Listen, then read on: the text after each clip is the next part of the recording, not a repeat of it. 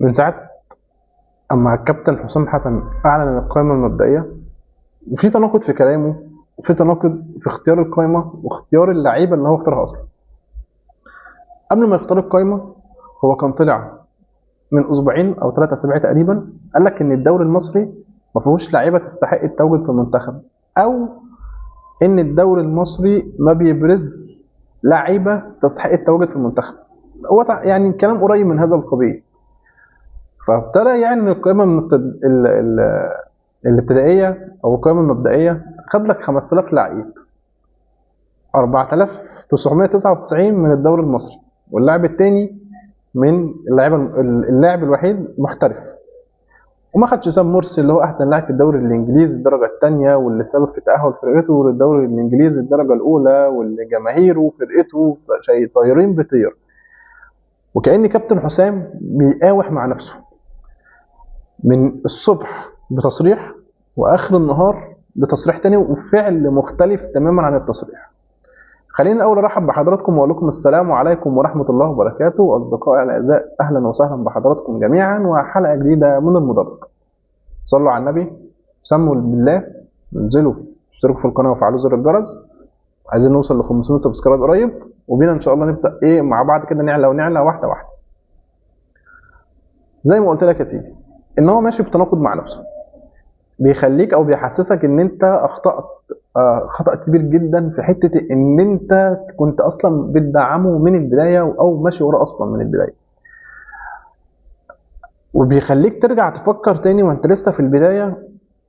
ان ايه، ان مش كابتن حسام مش امكانياته اللي تاهله اصلا ان هو يمسك منتخب مصر، لان هو ما فاز باي بطوله اصلا، وما فاز باي بطوله مع اي فريق لعب ليه. فزي ما قلت لك بالظبط، هل احنا غلطنا ان احنا دعمناه؟ طيب هل احنا غلطنا ان احنا كنا ده المدير الفني الوطني ان احنا كنا بنطالب بيه ونستحقه؟ طيب لو احنا كنا جينا فكرنا في مدير فني تاني وطني، مين اللي على الساحه يستحق التواجد في المنصب الكبير جدا جدا لقياده منتخب مصر؟ بعد ابحاث وان انت تقعد تدور وتفكر وتشوف الاسامي كده المتاحه، مش هتلاقي حد. لو جينا بصينا لها ان كابتن حسام حسن هو اعلى، يعني تاريخه الوطني او تاريخه في الدوري المصري او المحلي او ايا كان في تاريخه هو اعلى من اي لاعب موجود حاليا. فلازم لما تجيب لاعب او لما تجيب مدرب، تجيب مدرب بالحجم دوت. فدي الحسنه الوحيده لحد الان في الحته دي، ان انت جايب واحد تاريخه اعلى من اي لاعب موجود في القائمه بتاعه المنتخب مصر في وقتنا الحالي. كابتن حسام اعلن القائمه خلاص اللي هيقود بيها ماتش غينيا بيساو وبوركينا فاسو. وزي كالعاده لما ابتدينا بقى خلاص بعد التجمع الاخير بتاع ماتش كرواتيا ونيوزيلندا الاخير اللي كان في عاصمه او في استاد مصر في العاصمه الاداريه الجديده، ابتدينا نخش بتصريحات غريبه وابتدينا نخش بطلبات غريبه، منها اللي هو عايز يوقف الدوري قبلها باسبوع اصلا، وان هو عايز يرجعنا تاني لقصه كابتن محمود الجوهري في سنه 90 وكاس العالم لما كابتن محمود لغى الدوري. دي كلها طلبات غريبه، طلبات غريبه من واحد جاي هو عارف اصلا المشاكل اللي عنده او المشاكل اللي موجوده في المنتخب وموجوده في الكره في المصريه على وجه خاص ووجه عام.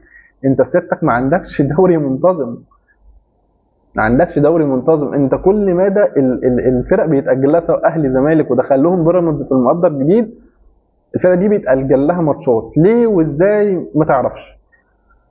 الناس كلها بتخلص دورياتها او الناس كلها خلصت دورياتها، والنادي الاهلي لسه لحد دلوقتي هذا عنده ماتشات من الدور الاولاني ما خلصتش. فانت كطبيعي ككابتن حسام جاي من قلب المعمعه بتاعتنا وقلب الحوارات بتاعتنا، فاكيد كانت المفروض ان انت تبقى دارس الشكل العام او الشكل الكره عندنا في مصر ماشيه ازاي. ده كله عديناه، واعلنت القايمه اللي هيخوض بها ماتش غينيا بيساو وبوركينا فاسو.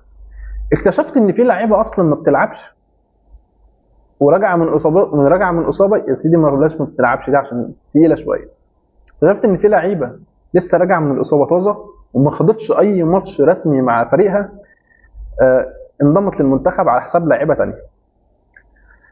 طيب هل حد عنده اختلاف على قيمه محمد الشناوي كحارس مرمى النادي الاهلي؟ لا طبعا، من احسن الحراس المرمى اللي جت او اللي عدت على الكره المصريه واللي عدت على النادي الاهلي. احسن الحراس، تمام، واحسن الحراس اللي عدت على الدوري المصري برضه بشكل عام. محمد الشناوي تقريبا 3 شهور او شهرين غايب، من بقاله كتير غايب ولسه ما لعبش اصلا مع النادي الاهلي، وما شاركش في ماتش رسمي او ماتش مهم مع النادي الاهلي. حتى الماتشين او الماتش اللي ابتدى يرجع فيه في نهائي افريقيا سواء في القاهره او في تونس قبله، كان مصطفى شوبير هو اللي بياخد، ومصطفى شوبير هو اللي كولر اعتمد عليه حتى في وجود الشناوي. الله اعلم، مش عارفين بعد الدوري ايه اللي هيحصل، هل الشناوي هيستمر كدكه ولا هل مصطفى شوبير هو اللي هيكمل، بس دي مش قصتنا. لسه الشناوي لحد دلوقتي انهز زي ما قلت لك ان هو ما لعبش ماتش رسمي. لقينا الشناوي وبكل بساطه منضم لقائمه منتخب مصر. كان في تصريح سابق لكابتن ابراهيم حسن ان هو بيمدح في الشناوي وان هو احسن حارس مرمى موجود في مصر. طيب تعال نبص لها من زاويه ثانيه. انت راجل، انا كراجل اهلاوي، مين احسن حارس في مصر؟ او جميعا لو جيت سالت اي حد في الشارع المصري ايا كان انتمائه، ايا كان بيشجع مين، قلت له مين احسن حارس موجود في مصر حاليا؟ مين الموهبه في حراسه المرمى اللي جايه مع الوقت؟ قولا واحدا واختيارا واحدا هيبقى مصطفى شوبير. طيب لما انت بتضم محمد الشناوي وهو راجل ما بيلعبش اصلا وبقاله بتاع 3 شهور غايب، ومصطفى اول حارس مرمى يطلع في بشباكه نظيفه في دوري ابطال افريقيا ب9 ماتشات، فانت واحد زي مصطفى عامل بطوله زي دي وعامل الارقام الهائله دي، وراجل لسه عنده 24 سنه وعمره صغير وقابل ان هو يبقى احسن واحسن باذن الله في الاوقات الجايه. فيجي تتصدم او هو يجي يتصدم ان انت بتلاقي بعد الارقام اللي هو عاملها بتيجي انت تظلمه سيادتك. ما هو طبيعي، انت واخد محمد الشناوي وهو اصلا ما بيلعبش، فطبيعي محمد الشناوي رقم واحد عندك، دون النظر للمهدي سليمان ودون النظر لمحمد عواد ودون النظر لمصطفى شوبير. كمان حته الاربع حراس دي انا بشوفها غريبه شويه. طيب لقينا خدنا ياسر ابراهيم. ياسر ابراهيم من شهر 2 وهو غايب. والله ما لعب له كام دقيقه كده في النهائي بتاع افريقيا تقريبا، ما كملش 10 دقائق، مش فاكر لعب قبل كده ولا لا. ده حتى ال 10 دقائق اللي جاي، ال 10 دقائق ايه، الدقيقتين ثلاثه اللي لعبهم جه يطفش كوره قلشت منه. ياسر ابراهيم لسه ما عندوش الحساسيه بتاعت الماتشات، وانا بقول لك انا اهلاوي المفروض ادافع اقول لك لا مش لا، ولا سير ده احسن مدافع في مصر. انا بقول لك الكلام ده جامد جدا، قبل الاصابه كان ياسر هو احسن مدافع في مصر، وياسر لو خد ماتشات مع كولر هيرجع تاني هو احسن مدافع في مصر، مفيش اي اختلاف على النقطه دي، بس هو لسه ما شاركش. لسه ما شاركش، فانت بناء على ايه خدته؟ طيب عمر كمال عبد الواحد ليه ما اتاخدش؟ طيب يعني دي الاختيارات الاهلاويه اللي انا هاجي اكلمك فيها. محمد هاني اتاخد للمنتخب، والله العظيم 3 هم يضحك وهم يبكي. محمد هاني اتاخد للمنتخب وعمر كمال ما اتاخدش. انا راجل اهلاوي، ولو تابعت الفيديوهات بتاعتي هتلاقيني بسب وبلعن في محمد هاني، وانا مش شايف انه يصلح للعب في النادي الاهلي، وشايف ان التيشيرت بتاع النادي الاهلي تقيل عليه جدا جدا جدا جدا. خبط في وقت ان كابتن حسام حسن ضامن محمد هاني ومش ضامن عمر كمال عبد الواحد. كان في مشكله قبل كده بين كابتن حسام وعمر كمال عبد الواحد. طيب مصلحه المنتخب اهم ولا المشاكل الشخصيه؟ اكيد مصلحه المنتخب قولا واحدا. فليه عمر كمال ما انضمش بيه؟ عمر كمال لعب في ماتشين ورا بعض في الدوري، كان سبب كبير جدا في فوز النادي الاهلي في ماتش زد او ماتش الاتحاد وماتش البلديه، وطلع بين الماتشين مان اوف ذا ماتش. فليه ما ينضمش؟ كوكا ما بيلعبش بشكل مستمر. خدت كوكا ازاي؟ مع اني من وجهه نظري ان دونجا ومحمد شحاته يستحقوا التواجد في المنتخب. عشان نكون على نور، دونجا يستحق التواجد في المنتخب عن احمد نبيل كوكا، لان كوكا ما بيشاركش بصفه اساسيه، ودونجا ومحمد شحاته الاثنين ماشيين كويس جدا مع جوميز في الزمالك. دونجا شايل نص الملعب بتاع الزمالك كله لوحده، وجرينتا وروح وبص لعيب زي الفل. فعلى اي اساس؟ هي القائمه طلعت وانت خلاص اعلنت عنها، مفيش اي مشكله خلاص، بس الفكره في اللي جاي. انا لحد دلوقتي شايف فيه تخبطات، انا مش مطمن. انا الاول كنت بقول لك لازم ندعم ولازم ولازم ولازم، لا منتخب مصر يا سيدي ماشي، بس عايزين نمشي صح. اتحاد الكره اجل لك 3 ماتشات لبيراميدز والزمالك والاهلي عشان خاطر كاس مصر يوم 28 عشان خاطرك. فانا هاخد نقطه من هنا ونقطه من هنا، من غينيا ومن بوركينا فاسو، واروح بقى اجيب رينارد لما بيخلص مع النسوان بتاع فرنسا. هي شكلها هترسى على كده في الاخر. وانا متاكد لو لا قدر الله، يعني مع اننا ما اتمناش حاجه زي دي، لو كابتن حسام فشل مع المنتخب هيطلع مليون الف تبرير ومليون الف تبرير ان هو كان بيتهاجم مع انه هو انا لحد دلوقتي انا واخد بالي ان هو واخد كل الدعم من اتحاد الكوره، كفايه ان بيتاجل لك ماتشات وبيتعمل لك اللي انت عايزه، فما فيش اي مبرر للفشل. هو ضم محمد صلاح، فنتمنى يكون العلاقه كويسه جدا ما بينه وما بين محمد صلاح.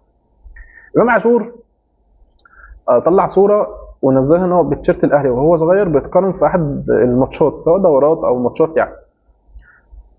امام عاشور بيخرس بالصوره دي، بيخرس كل الالسنه اللي لسه بتقول لحد دلوقتي ان امام عاشور راجل زملكاوي. يا ريت الناس اللي بتقعد تطلع الهفوات دي عند الناس، او يا ريت الناس اللي بتطلع تقول الكلام اللي ملوش لازمه ده، الناس دي تهدى على نفسها شويه، عشان الوضع مع امام عاشور بقى رخم وجضينا منه.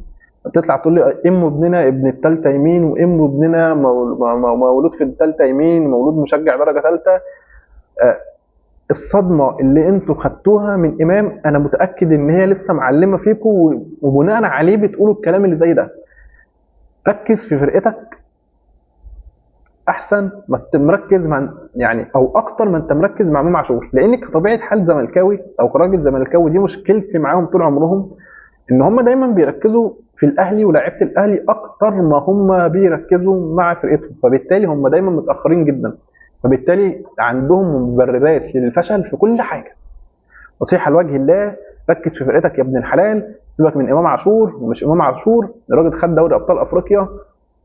اي لاعب في مصر، اي لاعب في افريقيا حلمه الاوحد ان هو يلعب في النادي الاهلي عشان خاطر بطولات النادي الاهلي، لا حاجه تانية ولا حاجه ثالثه. سيبك بقى من قصه امام والقصص دي كلها. بس كده وصلنا لنهايه الحلقه، واتمنى تكون حلقه عجبت حضراتكم، واتمنى وزي ما قلت لك تنزل تغربل السبسكرايب واللايك والحلويات دي كلها. عايزين نوصل ل 500 سبسكرايب في اقرب وقت ممكن، ان شاء الله نحقق مع بعض الكلام ده كله. كان معاكم احمد اسامه من قناه المدرج، والسلام عليكم ورحمه الله وبركاته.